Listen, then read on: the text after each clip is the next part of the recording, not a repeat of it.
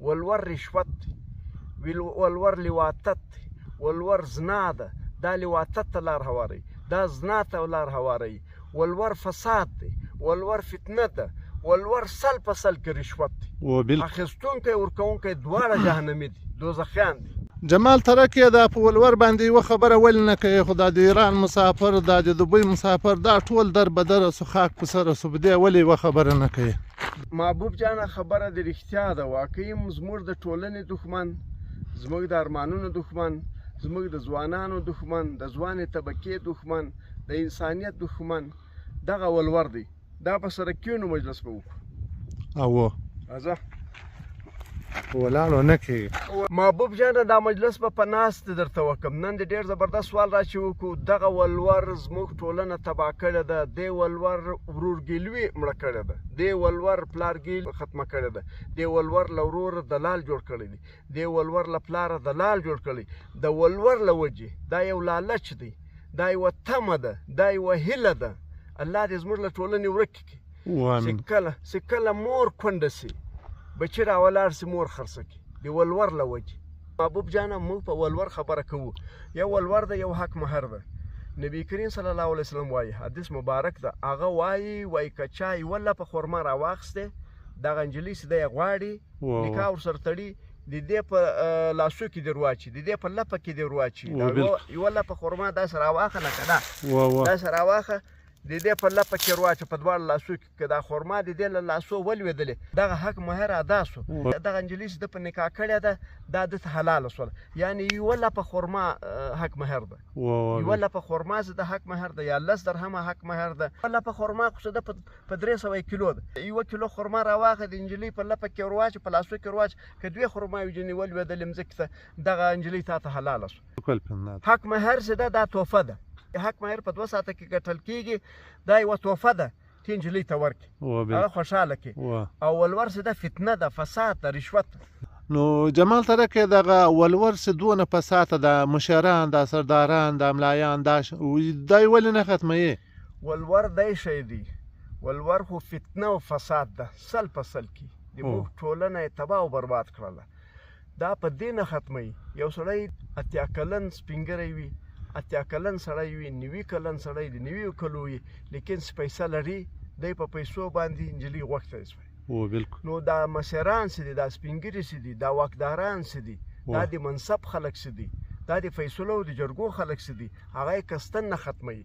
هغه یې که خدای پیسې راکړلې، په 90 کلنۍ کې به واده وکړم، په 80 کلنۍ کې به واده وکړم. او موږ تاسو ولیدل، دا د موږ سپینګرو، دا د موږ مشرانو په 90 کلنۍ کې هم واده کړی دی، په 80 کلنۍ کې هم واده کړی دی، پیسو په زور یې کړی. بالکل پیسو په زور. نو دا خو لالچ ده، دا ولور خو لالچ ده، دا خو تمه ده، دا خو فتنه ده، دا خو فساد ده. زموږ ټولنه، زموږ مشران له فتنې او له فساده خوند اخلي. دوی ته خوند ورکوي، ختموي یې نه، خوند ورڅخه اخلي. دوی ته خوند ورکوي چې پلار دلال سي، دی پیسې ورکوي چې دا لور دې راکړه، دغه دلالي خوند ورکوي. دوی ته خوند ورکوي چې ورور دلال سي، پیسې ورکړي او ورور راولاړ سي، لور خور ورکړي، دغه دلالي باندې دوی خوند اخلي. دا نه ختموي. بیا ولور دونه زورور ده، د دې زور په دې کې ده چې یو زوی راولاړېږي، زړه سپین سارې مور خرڅه کړي، د ولور له وجې د پیسو لپاره یې خرڅ کړي. څو منډې خرڅ شولې، ما په خپلو سترګو لیدل، خرڅ شولې که نه؟ قسم ده خرڅ. دغه د ولور له وجې ده. یو عمل چې په سړي مور خرڅوي، د مور تر پښو لاندې جنت ته، او مور وایي زه واده نه کوم، د وایي یا مورې خامخا به ته مېړه کوې، ما ته 20,000 فوټه مځکه راکړې. یو سړی په 20,000 فوټه مځکه، په 1 جریب مځکه یې خرڅه کړې. خوشحالۍ نیمې په غوا یې مور ورک، غوا یې جن راوسله، مور یې ورک. دا درواغ نه دي، داسې په زرهاوو کیسې په پښتنو کې سوي دي. دا د مورګلوي دښمن ده، دا مورګلوي ختموي، دا ورورګلوي ختموي، دا پلارګلوي ختموي، دا له زوی دلال جوړوي، دا له وروره دلال جوړوي، دا له پلاره دلال جوړوي، دلالي باندې کوي. ولور دغونې بې غیرت عمل ده، بالکل بې غیرت عمل ده. او بلکې دا مشران کستن نه ختموي، ارادتن نه ختموي. بله خبره دا ده، اوس چې کومه نجلۍ، کومه ښځه، د کوم نجلۍ او د کوم هلک واده چې د دوی په خوښه نه اوسي، یا یې پلار خرڅه کړي، یا یې ورور خرڅه کړي. بل محبوب جانه د ولور له وجې نجونې تښتي، خور لور تښتي، د ولور له وجې. ولې؟ خو د دوی په خوښه واده نه ورکوي، پلار یې په خوښه واده نه کوي، ورور یې په خوښه واده نه کوي، د دې څخه مالک خوښ وي بالکل له هغه سره واده نه ورکوي، نو دا نجلۍ وتښتي. بالکل د کورونو عزت چې اخلي هغه ولور یې اخلي، هغه ولور یې اخلي. کورونه چې په بد وخته کې هغه ولور ده. بالکل دا علاقه او دا وطن چې په دښمنۍ اخته کړی دی ولور اخته کړی ده. یعنی ولور شیطاني عمل ده، ولور د شیطان لاره ده. دې ولور څه ده له پښتنو یې سکون وړی د خوشحالۍ یې وړی دی، د پښتنو ژوند یې تباه او برباد کړو. محبوب جانه کله چې ورور او پلار له خپله لاسه کستن ارادتن د لور د ارمانونو قتل وکړي، د خور د ارمانونو قتل وکړي، د دې په خوښه واده نه وکړي، د دې د خوښې خلاف واده وکړي، سپین ږیري ته یې ورکړي، ړانده ته یې ورکړي، ناخوښه سړي ته ورکړي، ګوټ ته یې ورکړي، په بنو یې ورکړي، یعنی په خپله خوښه یې ورنکړي، هغه کور بیا د دې لپاره جهنم د دوزخ ده. په هغه کور کې دا بیا د زړه له اخلاصه ژوند نه سوی کولی. دا رقم د ولور په بدل کې خرڅ او بیا واده کې په هغه کور کې بیا جنجال او فساد. اصلي فتنه دا ده چې یو څوک د ولور په بدل کې نجلۍ اخلي واده کوي ځان ته. اصلي مجرم دغه دی، اصلي مجرم دغه ده چې دغه په پیسو باندې نجلۍ اخلي، په پیسو باندې یو پیغله اخلي، دغه سړی تر ټولو غټ مجرم ده. دا ولور چې ورکوي چې دغه سړی کلمه وایي ولور ده څه شی. ګوره ولور چې دا په ټولنه کې بدامني راولي، بېچیني راولي، خلک په روحي مرض اخته کوي، نفسیاتي مرض باندې اخته کوي، له خلکو لیونی جوړوي. اوس دا داسې یو ښځه په یوه کور کې نه یې خوشحاله، له میړه سره نه یې خوشحاله، ته فساد راځي، جنګونه راځي.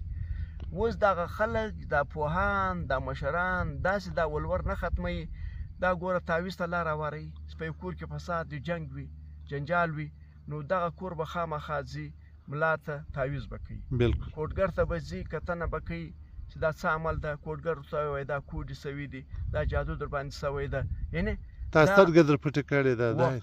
دغه ولور چې ده جادو کوډو ته هم لار هواروي. که ولور ختم سي، کوډې به هم ختم سي، جادو به هم ختم سي، چې په یو کور کې خوشحالي وي.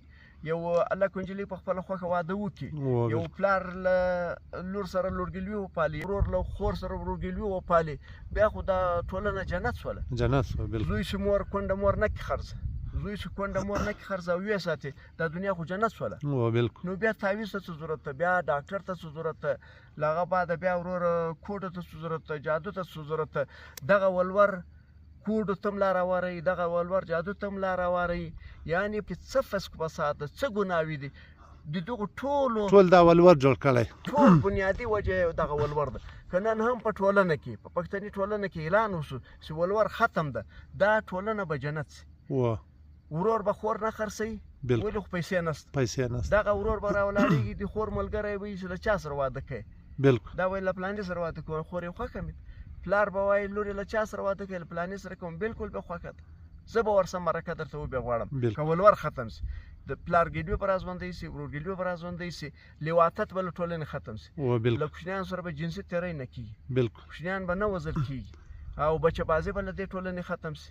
څوک به بچه بازي نه کوي، یو له یو ماشوم سره له یو هلک سره به څوک زنا نه کوي، دا ګناه به ختمه شي. د دنیا ګناه کبیره چې دغه لیواطت ته له هلک سره زنا ده. وایي د دې غسل چې ده نه صحیح کېږي، وایي پخه خښ ته راواخه تر پښو بې لاندې کوي، دا کوم سړی چې له هلک سره زنا کوي تر پښو بې لاندې کوي پخه خښ ته، بیا به غسل کوي. که دا پخه خښ ته ده دا ویلې شوله ختمه شوله، د ده غسل صحیح کېږي. ګناه خو نه ختمېږي، ګناه خو نه ختمېږي، غسل صحیح کېږي. دا تر آخرته جنوب ګرځي، دغه سړی تر آخرته جنوب ګرځي، ولې خو غسل نه صحیح کېږي. نو محبوب جانه زموږ د ټولنې دښمن ولور ده، د خور دښمن ولور ده، د مور دښمن ولور ده، د دښمن ولور ده، ولور فساد ده، ولور فتنه ده، ولور رشوت ده، ولور چې ده د موږ ټولنه خراب کړې ده، ولور چې د زنا ته لار هواروي، ولور چې د لیواطت ته لار هواروي. د موږ دغه ټولنه کې چې بې سکوني ده، بربادي ده، سکون نشته، ناجوړي ده، دا ټول د ولور له وجې ده. ولور کوډو ته لار هواروي، ولور تعویض ته لار هواروي، ولور چې ده جادو ته لار هواروي، ولور چې ده د دې ټولنې سل په سل کې فساد. ولور دغه د موږ د ټولنې مشران یې کستن نه ختموي. دوی وایي چې موږ به په پیسو باندې نجلۍ وغواړو، د نوي کلو د نو څه خبره ده، ځان ته به واده وکړم، که مې څلور وي که مې درې وي ما ته راکړي. ولور مشران یې بې ایمانه کړي دي، ورور یې بې غیرته کړی ده، پلار یې د اوس کړی ده. د ولور د مشرانو ایمانونه یې وړي دي، د ورور ایمان یې وړی ده، له دې ټولنې ایمان یې وړی ده. ولور هغه فتنه ده، هغه فساد ده چې ټول په خبر دي، ټول باندې پوهېږي چې دغه ټولنه چې تباه کړې ده، برباد کړې ده، دې ولور تباه کړې ده. بیا هم دا ټولنه ده بې ایمانه ده، بې غیرته ټولنه چې ده، د دې مشران چې دی دا ولور نه ختموي، نه اعلان کوي، نه یو جرګه راغواړي، نه یو مرکه راغواړي، اجتماعي فیصله د یو جرګې راوغواړي. ولور له سبا ختم ده، که چا واخیستل د یو سزا ده، بالکل هغو ته به سزا ورکوو.